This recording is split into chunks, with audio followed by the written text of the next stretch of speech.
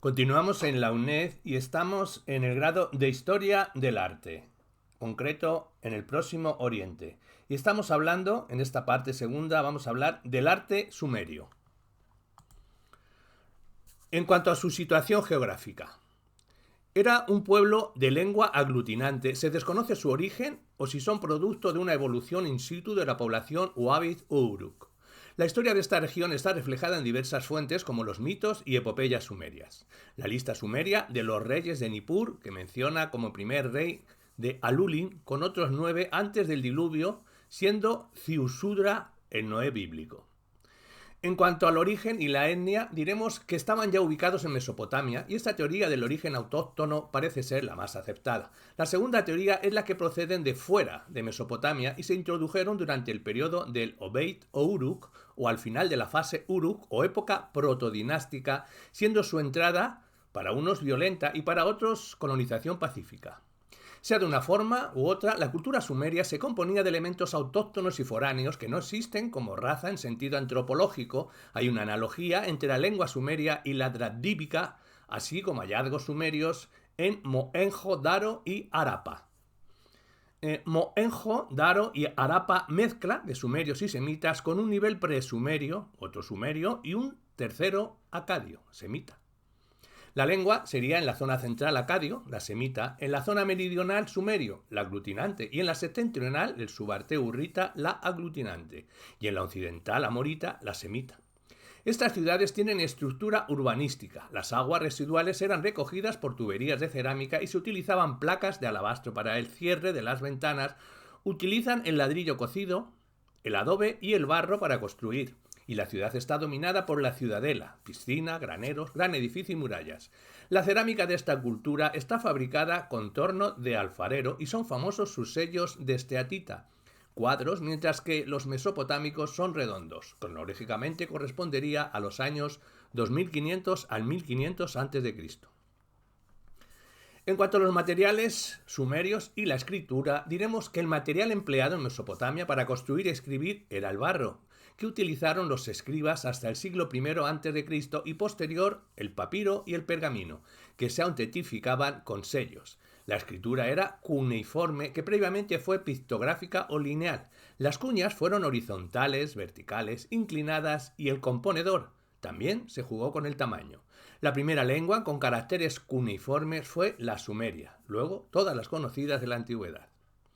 De la periodización de la historia sumeria, diremos que la civilización sumeria es pues la primera que nos encontramos en un momento histórico determinado en el sur de Mesopotamia, momento que se le ha llamado protodinástico, que comienza sobre el 2900 a.C. La época protodinástica o presargónica de predominio sumerio, el imperio acadio o predominio semita y cultura sumero-acadia, los guti o kutu que destronan al último rey acadio, el renacimiento sumerio con predominio de Lagash y Uru, sobre todo la tercera dinastía que unifica Mesopotamia, y de la época prebabilónica, las tribus que destruyen el poder centralizador con apogeo de las ciudades de Isin y Larsa, instalándose una dinastía amorita, comenzando el imperio prebabilónico cuyo sexto rey sería Hammurabi, pero se mantiene la cultura y escritura sumeria. Hablemos de la época protodinástica o dinástica arcaica. Su cronología abarca del 2900 al 2334 a.C.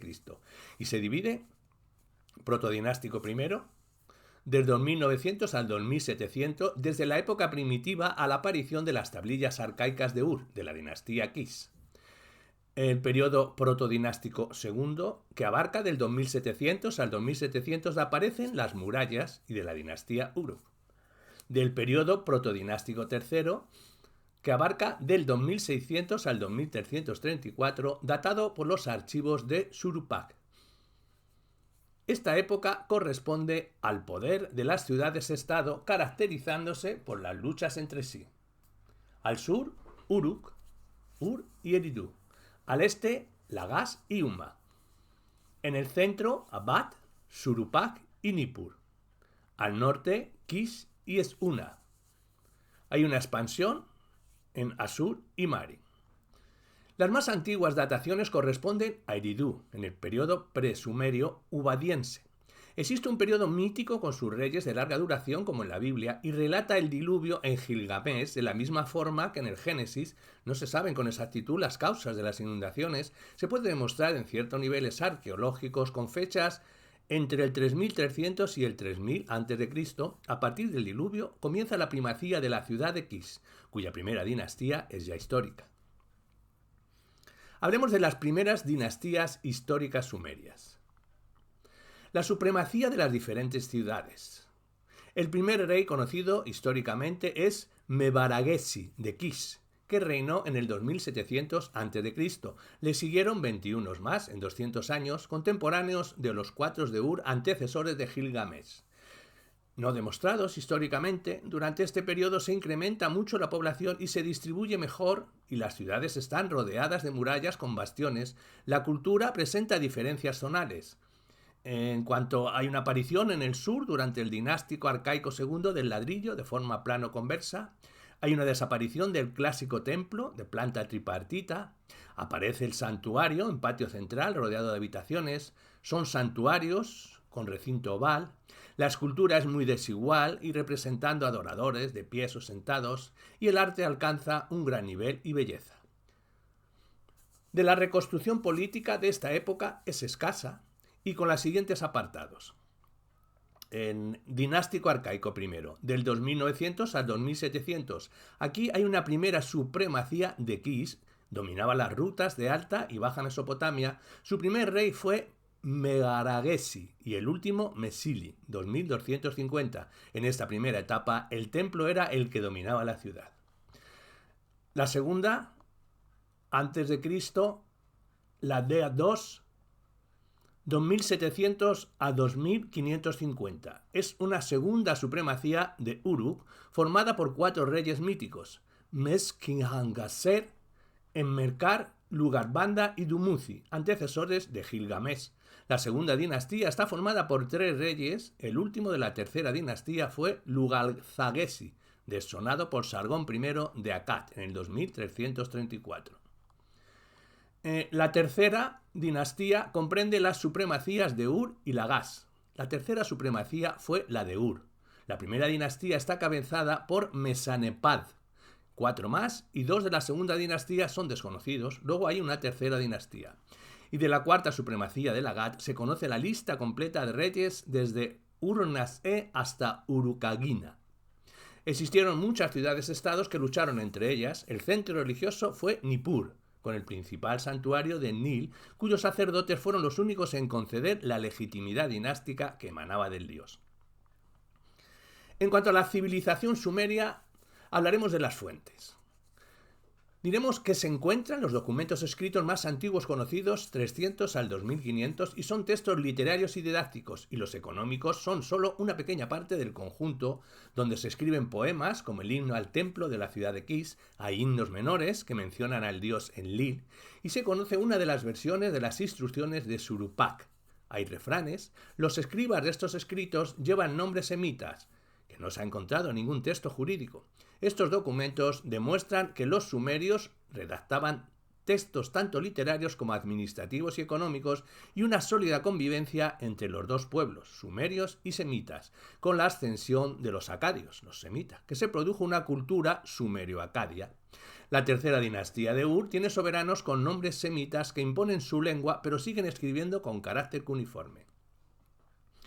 En cuanto a la sociedad, en cuanto al templo-palacio, diremos que la Sumeria era ante todo una cultura urbana, caracteriza la ciudad por el templo y el palacio. Existe cierta ambigüedad entre la función del templo como centro directivo de la ciudad-estado y como célula en el interior de la ciudad-estado, siendo el palacio centro directivo y manteniendo la supremacía operativa, y el templo es el centro de culto y económico, manteniendo la supremacía ideológica, incluyendo la legislación.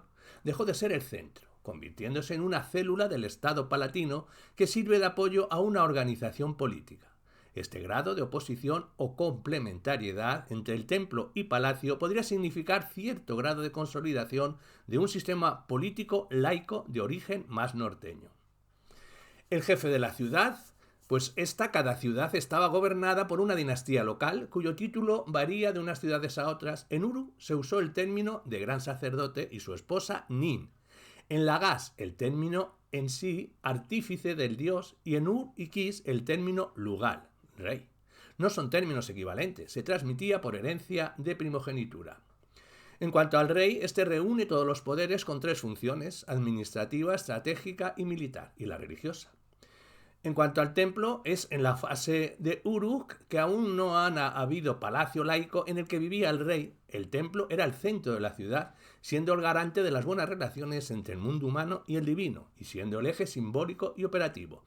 Son reseñables dos de los dioses, Anu en Uru y en el de la diosa Inanna en Eanna. De las clases sociales diremos que hay una población libre, que vivía en las aldeas, los fieles del dios de la población dependiente de los templos, siendo los sacerdotes, escribas y personal especializado, y los servidores del templo.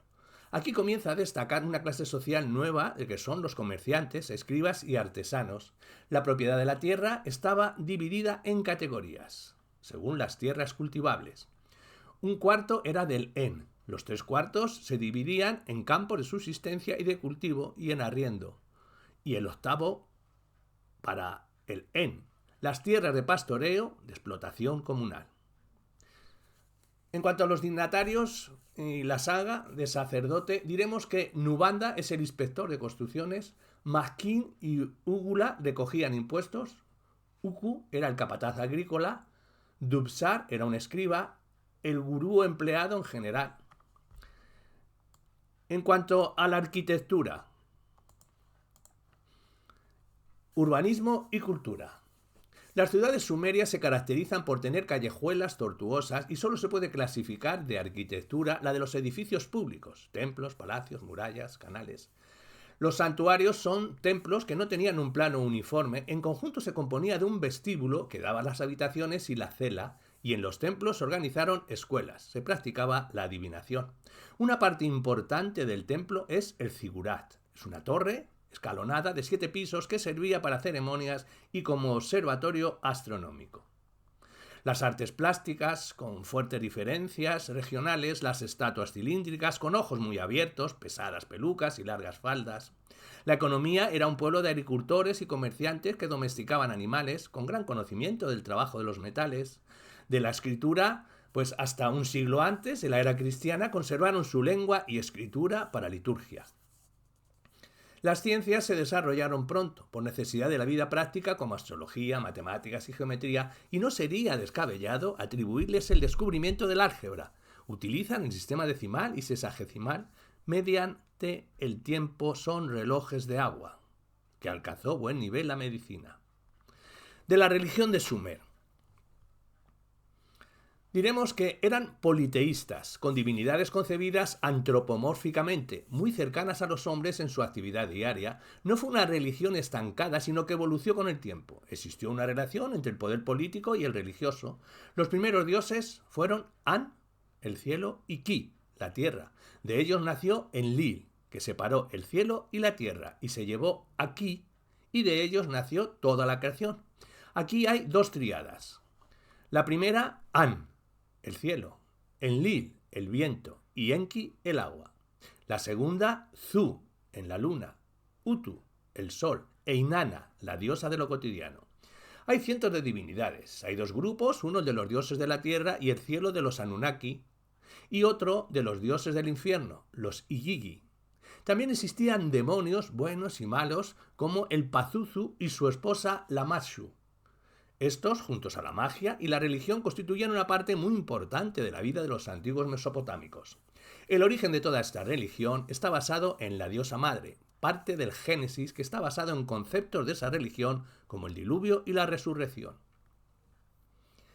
Hablemos de caracteres generales de la religión mesopotámica. La religión tenía el concepto del premio y castigo. Temía a la divinidad y debía proporcionarles sacrificios, preocupación por el tema de la fertilidad, y los temas religiosos eran simples. Los sacerdotes. El culto se celebraba en los templos y este contaba con personal que se encargaba del mantenimiento y el culto del templo, además de los sacerdotes, escribas, etc. También había personal femenino, las Nindingi. de los cultos y ceremonias que estuvieron perfectamente regulados con sacrificios cruentos e incruentos, libaciones, ofrendas, presentes, oblatos y plegarias. Este culto se realizaba a nivel familiar, urbano y nacional, tributado a Enlil en Nippur. De los diversos festivales, que no se conocen bien, pero hubieron de celebrarse expiaciones, sacrificios y ofrendas. En cuanto a los mitos sumerios, diremos que son explicaciones sencillas que arropan bajo su lenguaje problemas complicados de teología, filosofía o historia. Tienden a relacionar dos personajes o dos argumentos independientes que, amalgamados, dan origen a mitos de alto interés. Aparece el hombre en su medio ambiente frente a los problemas que origina la naturaleza. Estas fuerzas pasan sobre su destino. De la reflexión que el sumerio hace sobre estas fuerzas del destino surgen los mitos. Sobre los orígenes, sobre organización, sobre el contacto de dioses-hombres, sobre el héroe, ligados todo al ciclo de Gilgamesh, sobre el más allá, sobre los dioses, y son también de contenido variado. El declive del dominio sumerio es cuando desaparecen como pueblo en el 1990 a.C., después de la expulsión de los Guti, pero la cultura y su civilización subsistirá en cierta forma en la cultura babilónica hasta el comienzo de la Era Común. Hablemos del derecho en el Próximo Oriente Antiguo. Existió un primer derecho consuetudinario de transmisión oral. El aumento de la producción y la propiedad privada, junto con el comercio, originaron la necesidad de un derecho escrito, sobre todo para proteger a la clase dominante. De los sumerios, hay textos de reformas de la GAS con un conjunto de medidas, sin carácter normativo, que satisfacían a determinados grupos. De la tercera dinastía de Ur, el rey Ur-Nammu pasa por ser el primer legislador de la historia. Se conserva un código sin ley del Tailón y un texto catastral. De la época sumerio-acadio. Aquí conocemos un texto jurídico, el Ana Itisu, que constituía un texto escolar. Existen otros temas más. De la época acadio, se conocen solo las leyes de la ciudad de Esnuna, que adopta la composición legal como fundamento del derecho penal. Del babilonio se conocen diversos códigos. Los más importantes son: de la primera dinastía, Código de Hammurabi, con ley de Tailón, 1790-1712, leyes del rey del mismo, y leyes sobre la moratoria y deuda, del ritual Surpu, los edictos del rey Amshidakua, 1646. De la dinastía casita, sus mejores códigos son los kudurrus o mojones de lindes sobre los que se graban normas. El segundo imperio, los kudurrus del rey Nabucodonosor I. Del imperio neobabilónico, las leyes de Nabopolassar y Nabucodonosor II. Leyes persas para Babilonia. Del asirio hay leyes capadocias de Carún del siglo XIX, actas y leyes neoasirias. De Ebla, aquí se conocen textos jurídicos del tercero al segundo milenio. De Sensara y Nuzi hay textos hurritas. De Ugarit hay derecho mesopotámico. Y de aquí hay un texto muy extenso. De Elán, los textos de Susa y Kuru. Y de Israel, el Pentateuco.